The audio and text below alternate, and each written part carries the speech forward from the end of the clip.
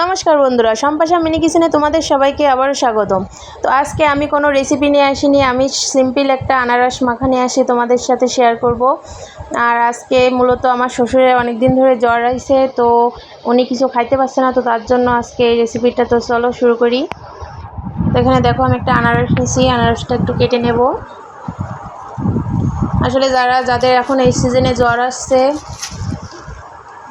আসলে কিন্তু কেউ কিছু খাইতে পারতেছে না। তো আমার শ্বশুরেরও জ্বর আসছে, কিন্তু সে কিছু খাইতে পারতেছে না। তো আমি একটা আনারস আনতে বলছিলাম, তো আনারসটা আমি এভাবে মেখে দেবো ওনাকে, যাতে উনি একটু খেতে পারে। আর গালে কিন্তু অনেকটা স্বাদ আসবে ওনার, তখন উনি যথেষ্ট পরিমাণে তখন খেতে পারবে।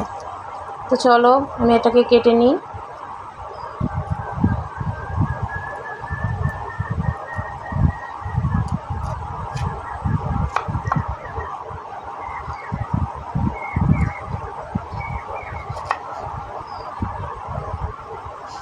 এগুলো এখন আমি ছিলে নেব।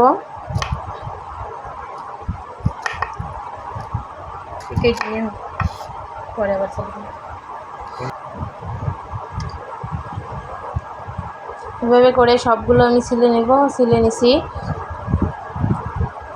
এখন এগুলোকে আমি ছোট ছোট টুকরো করব।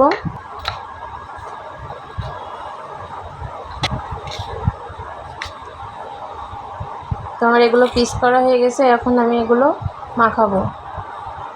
তো প্রথমে আমি এখানে লবণ দিব স্বাদ মতো। তারপরে এখানে দেখো আমি চিলি ফ্লেক্স করে নিছি, তো এটা দেবো। কাঁচা ঝাল দিলেও হবে। তো এগুলোকে ভালো করে আমি একটু মেখে নেব। লবণের সাথে ঝালটাকে একটু চটকে মেখে নিলাম। তারপরে এখানে অ্যাড করব চিনি স্বাদ মতো, যে যেমন খাবো তার উপর ডিপেন্ড করে। এখানে অল্প একটু সরষের তেল দেব, দিয়ে এগুলোকে সুন্দর করে মিশিয়ে নেব।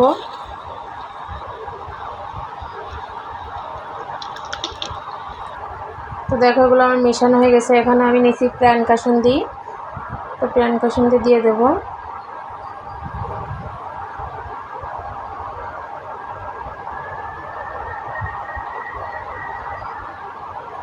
তো এগুলোকে ভালো করে মেখে নেব।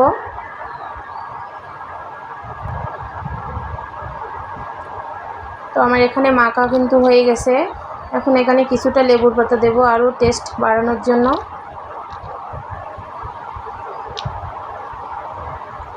তো লেবুর পাতাগুলো দিয়ে আমি একটু অল্প মেখে নেব। তো মাখা কিন্তু আমার হয়ে গেছে বন্ধুরা। এখন দেখো কতটা দেখতে সুন্দর লাগছে, খেতেও কিন্তু অসাধারণ একটা টেস্ট। তো এই সিজনে যাদের জ্বর আসছে তাদের কিন্তু এইভাবে মেখে দিলে তাদের মুখে রুচি ফিরবে, কিন্তু অবশ্যই এরকম করে মেখে দিবে। আর আমার ভিডিওগুলো যদি ভালো লাগে অবশ্যই লাইক কমেন্ট শেয়ার করো। আর